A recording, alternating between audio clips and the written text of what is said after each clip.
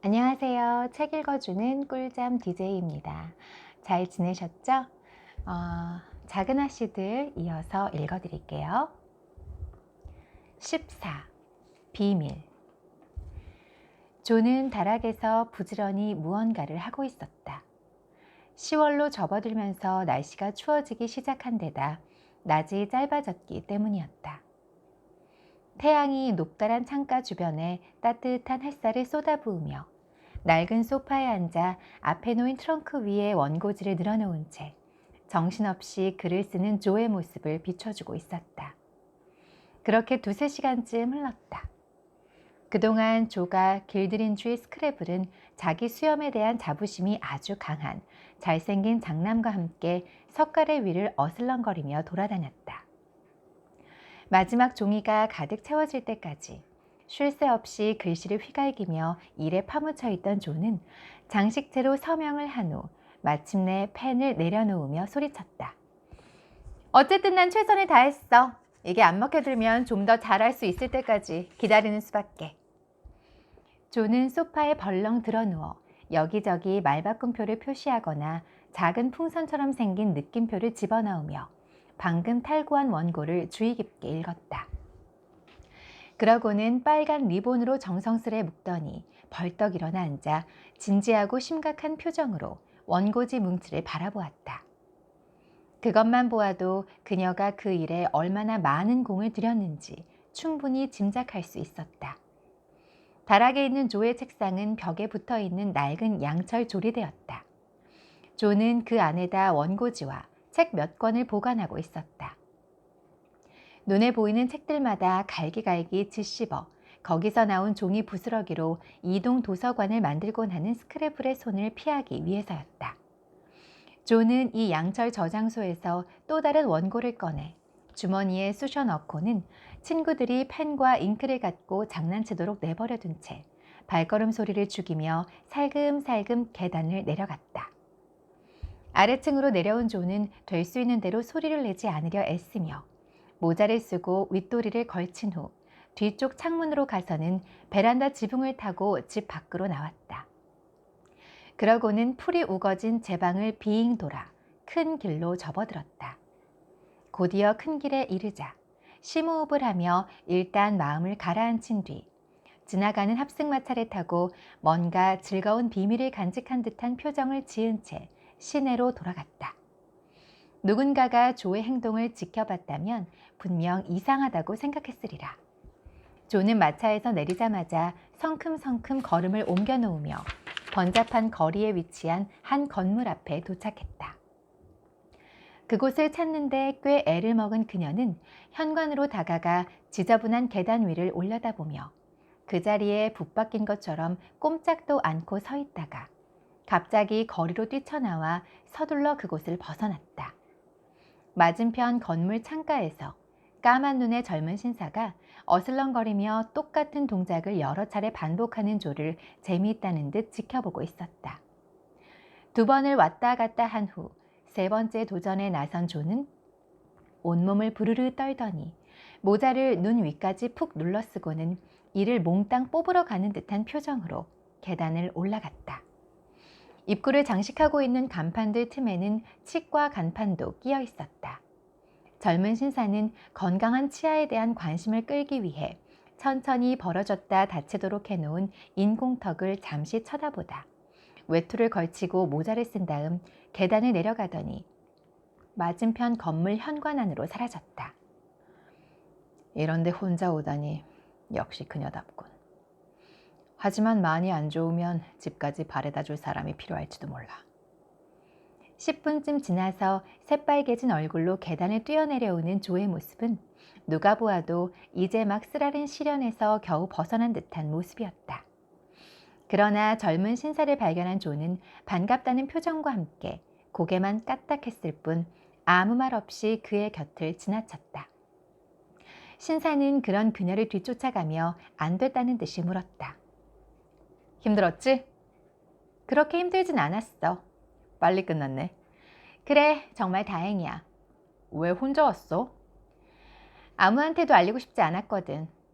넌 내가 아는 사람들 중에서 제일 괴상한 사람이야. 몇 개나 뽑았어? 조는 무슨 말을 하는지 전혀 이해가 안 간다는 표정으로 친구를 쳐다보았다. 그러나 잠시 후 무척 재미있다는 듯 웃기 시작했다. 난 2개를 뽑고 싶은데 일주일 기다려야 한대. 근데 왜 웃어? 뭔가 꿍꿍이 속이 있는 거지, 조. 로리가 미심쩍은 얼굴로 말했다. 사돈난말하네. 그러는 넌 저기 당구장에서 뭘 하고 있었는데? 미안하지만 아가씨, 저건 당구장이 아니라 체육관이네요. 그리고 난 펜싱 교습을 받고 있었습니다요. 그 말을 들으니 반갑네. 왜? 나한테 펜싱 좀 가르쳐줘. 그러면 햄릿을 무대에 올릴 때 네가 레어티스 역을 맡고 우리 둘이서 멋있는 펜싱 장면을 연출할 수 있잖아. 이 말에 로리는 지나가는 행인들이 자기도 모르게 미소를 지을 만큼 아주 신나게 웃어댔다. 햄릿 공연 때문이 아니더라도 가르쳐 줄게. 해보면 아주 재밌어. 게다가 자세도 아주 좋아질 거야. 하지만 반갑다고 말한 이유가 그것뿐이지는 않을 텐데. 어때? 다른 이유가 또 있지? 그게 다야. 난 네가 당구장에 간 게 아니라고 해서 반가웠어. 네가 그런데 들락거리는 게 싫거든. 너 그런데 출입하니? 자주 가지는 않아. 난 네가 아예 안 갔으면 좋겠어. 네가 생각하는 것만큼 그렇게 나쁜 곳이 아니야, 조. 집에도 당구대가 있지만 같이 치는 사람이 없으면 재미가 없어. 그래서 네드 모펫이나 다른 친구들과 함께 가끔씩 게임하러 오곤 하지. 네 얘기 듣고 있으려니 정말 걱정된다. 너 그러다가 당구에 푹 빠져서 돈과 시간을 낭비하고 그 끔찍한 사내들처럼 되면 어쩌려고 그래? 난 네가 얌전히 지내면서 네 주변 사람들이 널 친구로 둔 걸 자랑스럽게 여기도록 행동하길 바래. 조가 고개를 설레설레 저으며 말했다. 특별히 예의에 어긋나지 않는다면 가끔 간단한 오락쯤은 즐길 수 있는 거 아니야? 로리가 바짝 약이 오른 표정으로 받아쳤다. 그야 어디서 어떤 오락을 즐기느냐에 따라 다르지. 난 네드와 그 패거리들이 싫어. 그러니까 그 사람들이랑 어울리지 말란 말이야. 네드가 우리 집에 오고 싶어 해도 엄마가 못 오시게 하는 거 몰라? 너도 그 인간처럼 까불거렸다가는 엄마가 당장 우리와 함께 놀지 못하게 하실 거야. 정말 그러실까? 로리가 걱정스럽게 물었다. 물론이지. 우리 엄만 젊은 사람들이 겉멋만 들어서 돌아다니는 꼴은 못 참으시거든. 모르긴 해도 그런 사람들과 교제하게 하느니 우리 모두를 판지 상자에 가둬버리실걸? 글쎄, 아직까지는 판지 상자가 필요 없으실 것 같다. 난 겉멋이 들지도 않았고 그럴 마음도 없으니까. 하지만 가끔 가다 건전한 오락을 즐기는 건 괜찮지? 그럼 그 정도 갖고 뭘 할 사람은 아무도 없지. 그러니까 가끔 기분 전환하는 건 좋지만 너무 빠지지는 마. 그랬다간 우리의 좋은 시절은 그 길로 끝일 테니까. 이제부터 티 없이 맑고 깨끗한 성자가 될게. 난 성자는 감당 못해. 다만 지금처럼 소박하고 정직하고 얌전하게만 굴면 널 버리는 일은 절대 없을 거야. 네가 킹신의 아들처럼 행동하면 어떻게 해야 할지 나도 모르겠어. 그 사람 돈은 엄청 많았지만 어떻게 써야 하는지는 몰랐어. 술과 도박에 빠져 정신을 못 차리다가 결국은 도망가서 자기 아버지 얼굴에 먹칠만 하고. 정말 끔찍해. 나도 그럴 수 있다고 생각하는 거니 지금? 이 은혜는 절대 잊지 않을게. 아니, 아니야. 내가 어떻게... 그건 절대 아니야. 하지만 돈이 사람을 망친다는 얘기가 자주 들리니까 어떤 때는 네가 가난했으면 하는 생각이 들기도 해.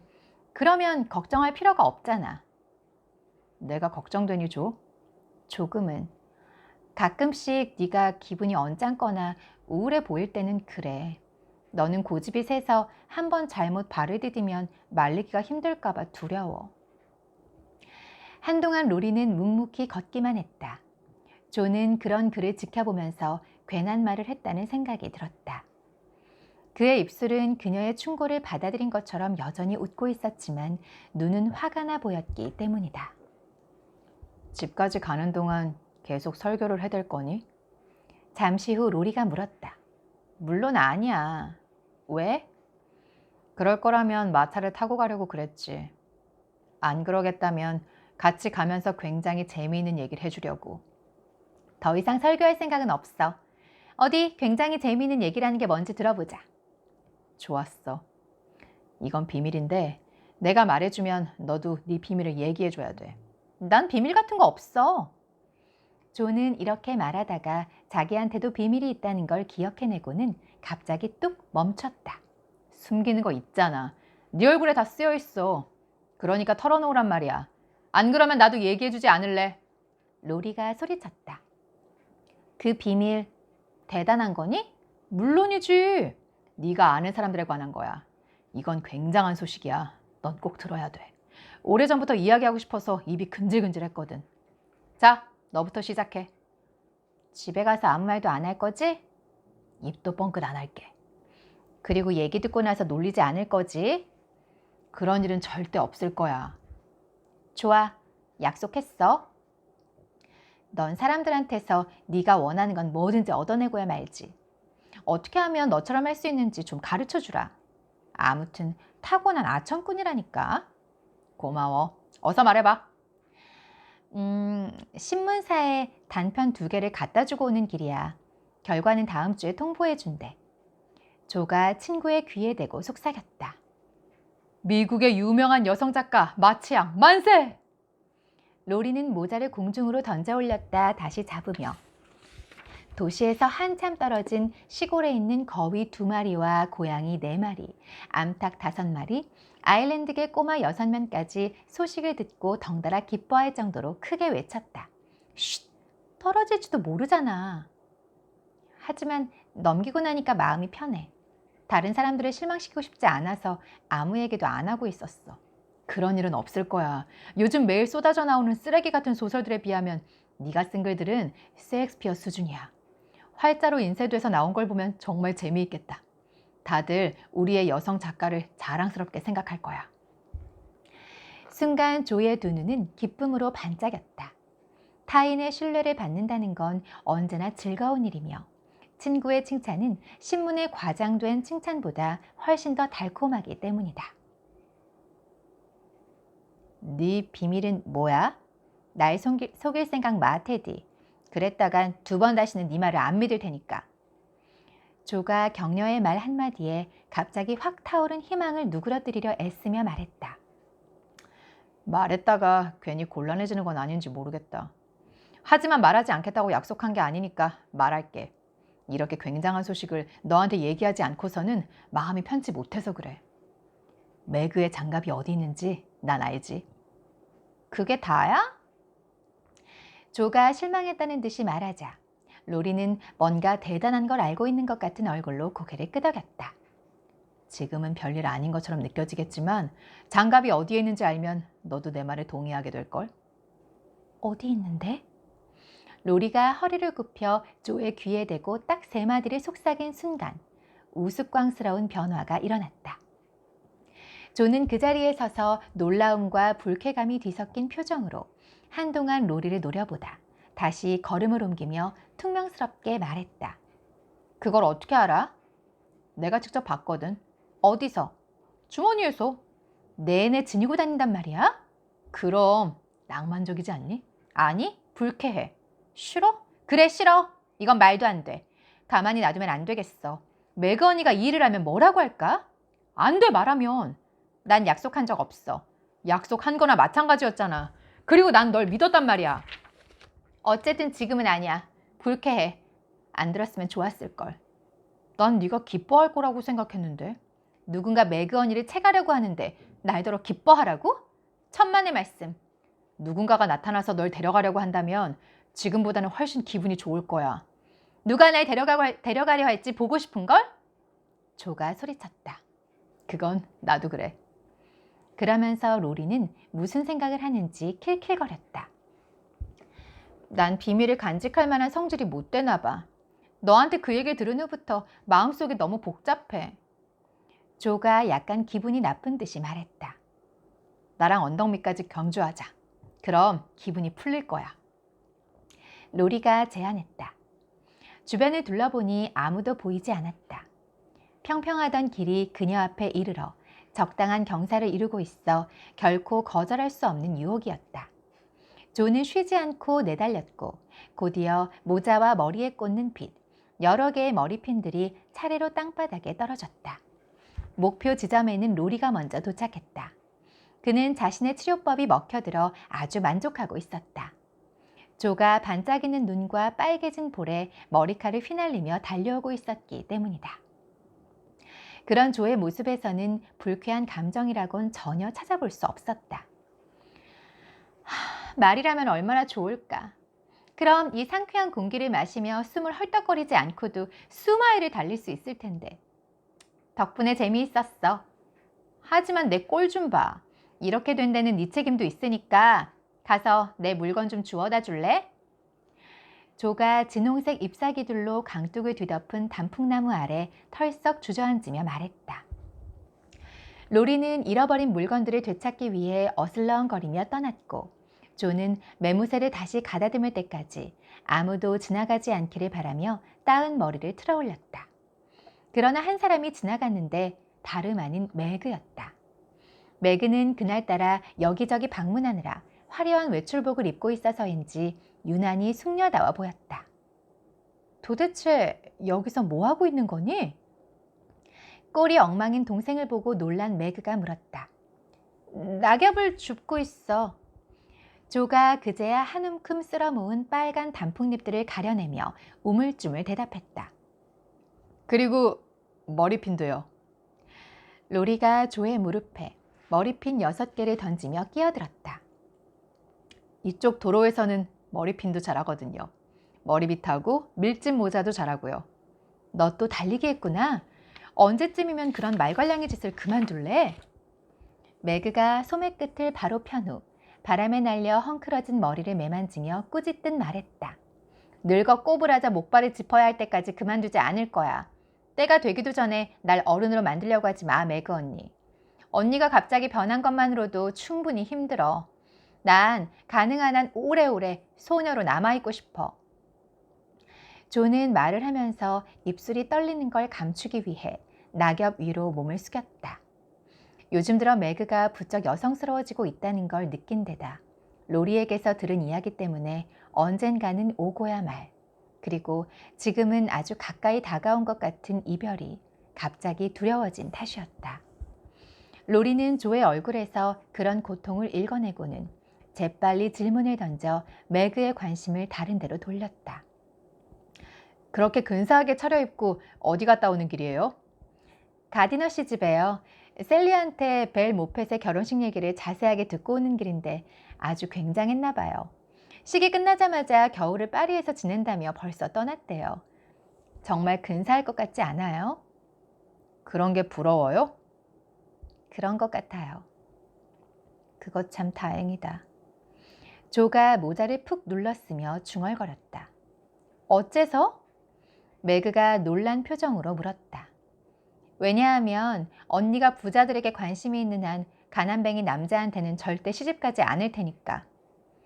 조가 바로 옆에서 말 조심하라는 무언의 경고를 보내고 있는 로리에게 인상을 찌푸리며 말했다.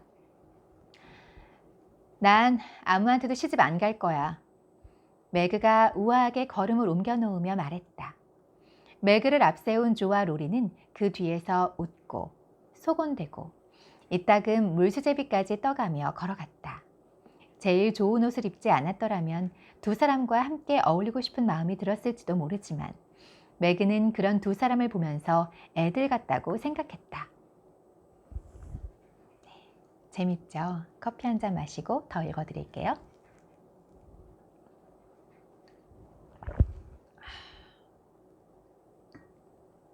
언니가 시집 간다고 하니까 그게 너무 속상한가 봐요. 그쵸? 시집을 가는 것도 아닌데 매그를 좋아하는 누군가가 있다는 그 생각만으로도, 그 사실만으로도 언니를 뺏기는 것 같고, 이제 집에서 언니가 떠난다고 생각하니까 그게 너무 속상한, 너무 귀여운 조의 모습입니다. 그로부터 1, 2주 동안 조가 하도 이상하게 구는 바람에 자매들은 모두 몹시 당황했다. 우체부가 초인종을 누를 때마다 현관으로 달려나갔고 부룩실을 만나기만 하면 무례하게 굴었으며 가만히 앉아 슬픔에 잠긴 얼굴로 매그를 쳐다보다 갑자기 벌떡 일어나 손을 잡으며 키스를 퍼붓곤 했기 때문이다. 이 밖에도 자매들이 둘 다 제정신이 아니라는 결론을 내릴 때까지 로리와 늘 뭔가 신호를 주고받으며 날개 편 독수리에 대해 얘기를 나누곤 했다. 조가 창문을 통해 집 밖으로 빠져나가고 나서 두 번째로 돌아온 토요일. 매그는 창가에 앉아 바느질을 하다 로리와 조가 정원에서 장난치는 걸 보고는 마치 자기가 모욕당한 듯한 느낌을 받았다. 로리가 조를 잡느라 정원을 누비고 다니다 결국 에이미의 정자에서 생포한 뒤에는 어떻게 됐는지 볼 수 없었지만 째지는 듯한 웃음소리에 뒤이어 중얼거리는 목소리와 신문이 펄럭거리는 소리가 들려왔다. 저 애를 어떻게 한담? 저 앤 죽을 때까지 숙녀처럼 행동하지 않을 거야. 매그는 못마땅한 얼굴로 두 사람을 지켜보며 한숨을 내쉬었다. 난 지금의 조 언니 모습이 좋은걸. 거리감도 느껴지지 않고 재미있잖아. 베스가 말했다. 베스는 조가 자기 아닌 다른 사람과 비밀을 나눠 갖는다는 게 조금 속상하긴 했지만 그에 대해 서운한 내색을 한 적은 한 번도 없었다. 괴롭긴 하지만 그렇더라도 안 보고 살 수는 없잖아. 고수머리를 틀어올려 훨씬 어른스럽게 보이는 에이미가 주름 장식을 만들다 한마디 거들었다. 몇 분 후에 조가 뛰어들어오더니 소파에 앉아 신문을 읽는 척했다. 뭐 재미있는 기사라도 있니? 매그가 짐짓 다정하게 물었다. 소설이야. 하지만 별로 대단하진 않아. 조가 제목이 보이지 않게 그 부분을 가리며 대답했다. 큰 소리로 읽어봐. 그러면 우리는 즐거워서 좋고 언니는 장난을 안 쳐서 좋잖아. 에이미가 평소보다 훨씬 어른스러운 태도로 말했다. 제목이 뭐야? 조가 신문으로 얼굴을 가리고 있는 이유를 궁금해하며 베스가 물었다. 화가들의 애증. 재미있을 것 같은데 읽어보렴. 매그가 말했다. 그러자 조는 큰 소리로 헛기침을 몇 번 하고는 숨을 길게 들이마신 뒤 매우 빠른 속도로 읽기 시작했다. 자매들은 흥미를 가지고 낭독에 귀 기울였다. 이야기는 낭만적인 데다 등장인물들이 거의 다 죽는 끝부분에 가서는 다소 비극적이기까지 했다. 나는 화려한 그림에 대한 부분이 좋아. 조가 잠시 멈춘 사이 에이미가 감동 어린 목소리로 말했다. 난 사랑을 속삭이는 장면이 좋아. 비올라와 안젤로는 우리가 제일 좋아하는 이름인데 이상하지 않니? 매그가 비극적인 장면에 눈가를 훔치며 말했다. 누가 썼어? 베스가 조의 얼굴을 흘긋 쳐다보며 물었다. 그러자 조는 갑자기 벌떡 일어나 앉아 신문을 치우더니 얼굴이 빨갛게 상기된 채 진지하면서도 흥분된 목소리로 소리쳤다. 네 언니! 네가 썼다고? 매그가 바느질감에 떨어뜨리며 소리쳤다. 정말 좋은 작품이야. 에이미가 논평하듯 말했다. 그럴 줄 알았어. 그럴 줄 알았다고. 조 언니, 난 언니가 너무 자랑스러워. 베스가 언니를 껴안고 성공을 축하하며 말했다. 다들 얼마나 기뻐했을지 상상해보라. 매그는 신문에 인쇄된 조세핀 마치앙이라는 글자를 보고 나서야 그 사실을 믿었고 에이미는 이야기의 예술적 부분에 대해 정중하게 논평하며 그 뒤를 이어서 쓰라고 제안했다. 하지만 불행히도 남녀 주인공들이 모두 죽었기 때문에 속편을 쓰는 건 불가능했다. 베스는 잔뜩 흥분해서 껑충껑충 뛰어다니며 기쁨의 노래를 불렀고 해나는 조가 한 행동에 깜짝 놀란 듯 살아생전에 이보다 더 놀랄 일은 없을 거라며 탄성을 질렀다. 마치 부인은 무척 대견해했고 조는 이럴 줄 알았으면 거드름이나 실컷 부릴 걸 그랬다며 눈물을 찔끔거릴 정도로 웃었다. 그 후 신문이 손에서 손으로 전해지면서 날개편 독수리가 힘차게 날개를 퍼덕이며 마치 시댁 위로 날아오르더라는 얘기가 돌았을지도 모를 일이다. 자세하게 얘기해봐. 신문은 언제 왔어? 원고료는 얼마나 받았어? 아빠가 뭘 하실까? 로리가 웃진 않을까? 식구들이 조의 주위로 모여들며 동시에 외쳐댔다. 약간 어수룩하지만 정이 많은 이 사람들은 일상의 사소한 기쁨에도 이처럼 야단법석을 떨었다. 내가 다 얘기해 줄 테니까 조용히들 좀 해. 조는 버니 양이 화가들의 애증보다 이블리나에 더 호감을 보였던 걸 떠올리고는 이상하게 생각하며 말했다.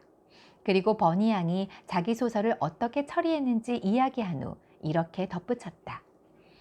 결과를 알아보러 갔더니 담당자가 자기는 둘 다 좋지만 신인한테는 원고료를 지급하지 않고 대신 자기네 신문에 내주겠다고 하면서 작품에 대해 잠깐 평을 하더라고. 그러면서 그게 관행이라나? 그리고 신인 작가들이 나중에 실력이 향상되면 그때 원고료를 준다는 거야. 그래서 난 작품 2개를 다 맡기고 왔고 오늘 이게 온 거야. 로리가 붙잡고 읽어봐야겠다고 고집 피우는 바람에 그러라고 했지 뭐.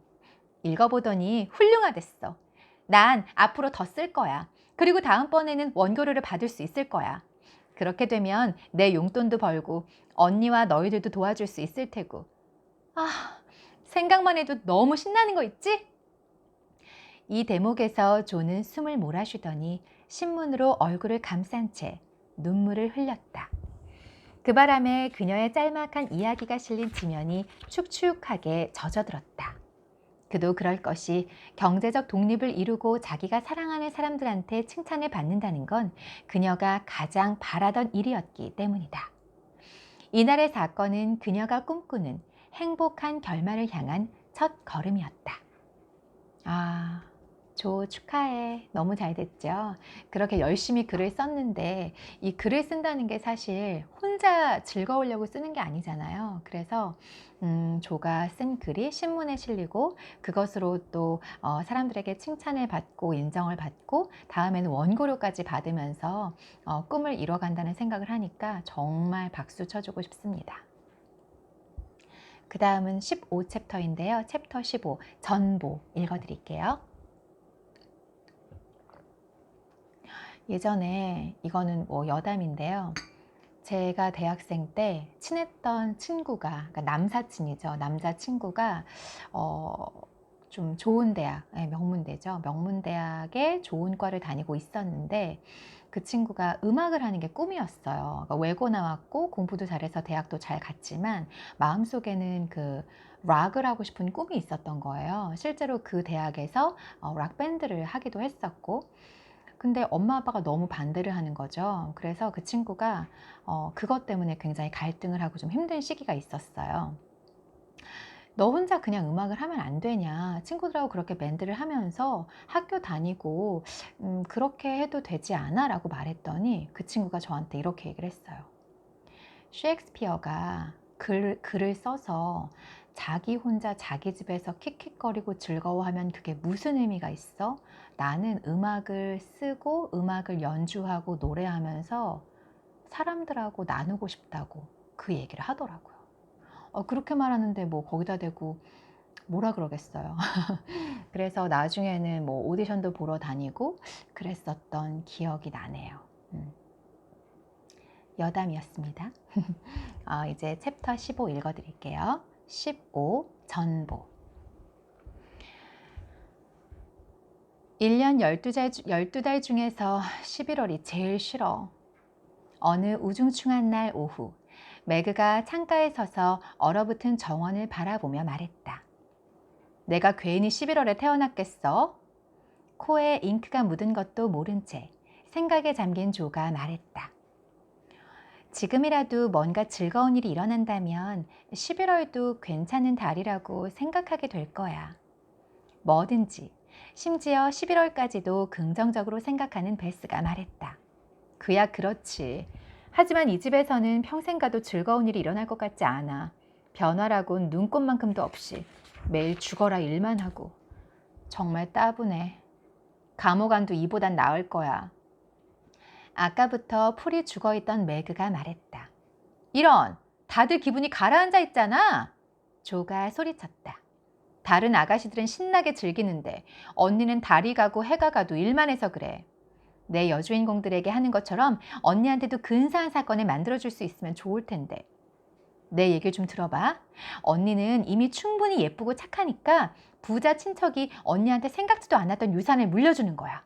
그러면 언니는 순식간에 상속인이 돼서 언니를 무시했던 사람들을 비웃으며 외국 여행을 즐기다가 무슨 귀부인이 돼서 금이 환영하는 거야. 요즘 누가 그런 식의 재산을 물려받니?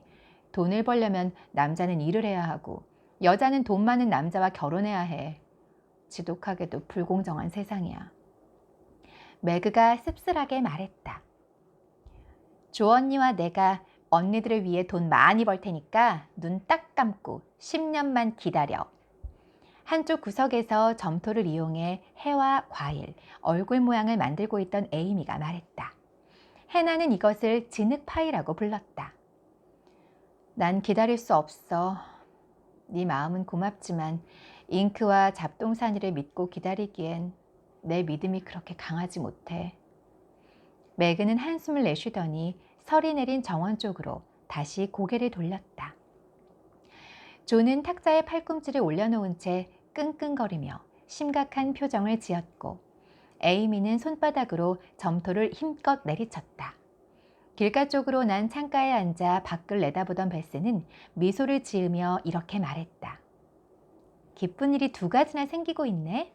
엄마가 큰 길에서 이쪽으로 오고 계시고 즐거운 소식이 있는지 로리 오빠가 정원을 지나 우리 집 쪽으로 뛰어오고 있어. 두 사람은 거의 동시에 들어왔다. 마치 부인은 여느 때와 마찬가지로 얘들아, 아빠한테서 무슨 소식 안 왔니? 라고 물었고 로리는 언제나 그렇듯 상대방이 거절할 수 없는 부침성 있는 말투로 이야기했다. 누구 나랑 마차 타고 산책 나가지 않을래? 지금까지 내내 수학 공부를 했더니 머릿속이 어떻게 된 것 같아. 상쾌한 바람이나 쐬면서 머리를 식혀야겠어. 날은 흐리지만 공기는 그다지 나쁘지 않아. 가는 길에 부록 선생님을 집까지 모셔다 드릴 예정인데 마차 안에 있어야 하는 게 좀 그렇긴 하지만 그래도 재밌을 거야. 조, 베스, 같이 가지 않을래? 죄송해요. 이게 지금 로리 대사였네요. 너무 죄송해요. 지금 마차 타고 산책 가자고 얘기하는 건 로리의 대사입니다. 물론 가야지. 고맙지만 난 바빠요. 매그가 일감이 든 바구니를 거칠게 집으며 말했다. 젊은 신사와 자주 나다니는 건 모양새가 좋지 않다는 어머니의 말씀에 동의했기 때문이다. 저한테 뭐 부탁하실 거 없으세요? 로리가 마치 부인의 의자에 기대며 다정한 얼굴로 물었다. 별로 없구나. 하지만 괜찮다면 우체국에 둘러주겠니? 편지가 오는 날인데 우체부가 아직 안 왔구나. 애들 아버지는 태양처럼 규칙적인 분인데 아마 오는 길에 늦어지나 보다. 순간 날카로운 초인종 소리가 마치 부인의 말을 가로막았다. 곧이어 해나가 편지를 가지고 들어왔다. 우체부가 그 끔찍한 전보를 가지고 왔네요, 마님. 해나가 무슨 폭발물이라도 다루듯 조심스럽게 전보를 건네며 말했다. 전보라는 말에 마치 부인은 얼른 낚아채 단 2줄뿐인 전보 내용을 보더니 그 조그만 종이 쪽지가 가슴에 총알을 쏘기라도 한 것처럼 하얗게 질려서 의자에 털썩 주저앉았다. 로리가 물을 가지러 아래층으로 뛰어내려간 사이 매그와 해나가 그녀를 부축했고 조는 떨리는 목소리로 전보 내용을 크게 읽었다.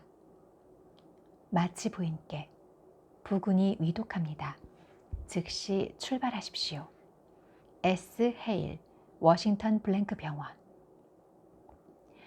조가 편지를 읽는 동안 방 안은 쥐죽은 듯 조용했고 이상하게 하늘마저 어두컴컴해졌다. 어머니 주위로 모여든 자매들에게는 갑자기 세상이 뒤바뀐 것만 같았다. 그야말로 인생의 모든 행복과 버팀목이 한꺼번에 사라져버린 듯한 느낌이었다. 곧이어 정신을 가다듬은 마치 부인은 전보를 다시 찬찬히 읽고 나서 팔을 뻗어 딸들을 끌어안으며 결코 잊을 수 없는 목소리로 이렇게 말했다. 당장 가봐야겠다. 하지만 너무 늦었을지도 모르겠구나. 얘들아, 엄마가 이 시련을 이겨낼 수 있게 도와다오. 몇 분 동안 방 안에는 울음소리만이 가득했다. 흐느낌 사이사이에 맥 빠진 위로의 말과 희망 섞인 속삭임이 이어졌지만 결국에는 눈물 속에 묻혀버렸다. 가족 중에서 제일 먼저 정신을 차린 사람은 해나였는데 그녀는 자기도 모르는 사이에 지혜를 발휘해 나머지 식구들에게 모범을 보였다. 그녀에게는 일이 고통을 치유하는 만병통치약이었던 것이다. 하나님께서 주인 어른을 지켜주실 거예요. 내가 왜 이러고 있지? 이렇게 울고 있을 시간이 없는데. 어서 가서 마님이 가져가실 물건을 준비할게요. 그녀는 이렇게 말하면서 앞치마로 눈물을 닦고는 거친 손을 내밀어 여주인의 손을 따뜻하게 감싸 쥐더니 세 사람 몫의 일을 한꺼번에 할 기세로 밖으로 나갔다. 해나 말이 맞다. 지금은 눈물을 흘릴 때가 아니구나. 얘들아, 이제 그만 진정들 해라. 엄마도 생각 좀 하자꾸나. 자매들은 창백한 안색으로 꼿꼿이 앉아 슬픔을 참으며 앞일을 생각하는 어머니를 보면서 마음을 가라앉히려고 노력했다. 로리는 어디 있니? 생각을 정리한 마치 부인은 급한 일부터 처리하기로 결정하고는 이렇게 물었다. 저 여기 있어요, 아줌마. 뭐든 시키세요. 아무리 절친한 사이라지만 함께 나누기에는 마치 가족의 슬픔이 너무 커 보여 옆방에 가 있던 로리가 재빨리 나오며 소리쳤다. 우체국에 가서 내가 곧 간다고 전보를 찍어라. 다음 기차가 새벽에 있으니 그걸 타고 간다고 말이다.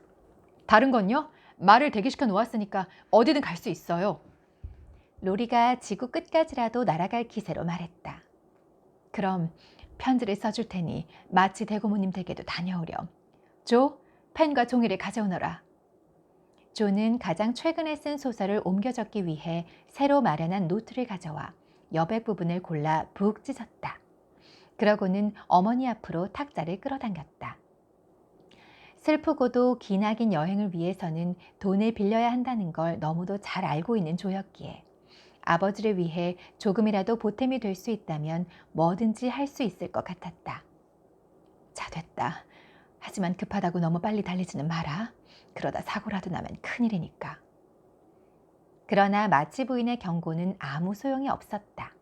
그로부터 5분 후 로리는 창가로 달려가 몸을 날려 말 등에 올라타자마자 자기 생명이 걸리기라도 한 듯 전속력으로 말을 몰았다. 조, 지금 당장 부인의 모임 장소로 뛰어가서 킹 부인에게 내가 못 간다고 전해라. 그리고 오는 길에 이 물건들을 사오너라. 종이에 적어주마.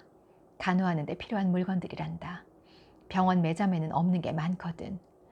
베스, 넌 로런스 씨한테 가서 묵은 포도주 2병만 달라고 부탁해서 가져오거라. 너희 아빠를 위해서라면 그깟 자존심쯤은 아무렇지도 않구나. 아빠한테는 뭐든 제일 좋은 걸로 해드리고 싶구나. 에이미, 넌 해나한테 검은색 여행 가방을 꺼내오라고 이르고 매그는 이리 와서 엄마가 짐 싸는 걸 도와다오. 정신이 없어 그런지 뭐가 어디 들어있는지 모르겠구나. 한꺼번에 편지도 쓰고 생각도 하고 지시까지 하려니 정신이 없는 게 당연했다. 매그는 어머니더러 잠깐만이라도 방에 들어가 조용히 앉아 계시라고 설득한 후 동생들을 재촉했다. 로런스 씨는 베스를 앞세우고 환자에게 필요하다고 생각하는 것들을 모조리 챙겨 들고 달려왔다. 그뿐 아니라 어머니가 없는 동안 딸들을 잘 보살피겠다는 친절한 약속까지 해서 마치 부인은 한결 마음이 놓였다.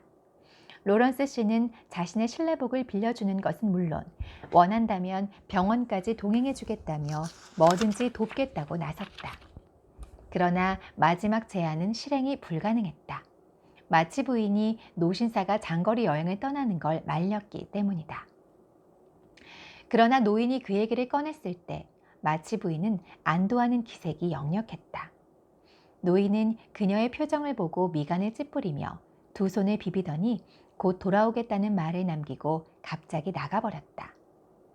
그 후 매그가 방한용 덧신과 찻잔을 양손에 나눠들고 현관을 지나오다 갑자기 나타난 브룩 씨와 마주치기 전까지 다들 노인에 대해 까맣게 잊고 있었다. 부친의 일은 정말 안 됐습니다, 마치야. 브룩 씨는 다정하고 조용한 목소리로 말했다. 그러나 마음이 심란한 매그에게는 다소 들뜬 목소리처럼 들렸다. 댁에 어머니를 모시고 가려고 왔습니다. 마침 로런스 씨 지시로 워싱턴에 일을 보러 가는 길이라서요. 마치 어머니께 도움이 된다면 저도 정말 기쁘겠습니다.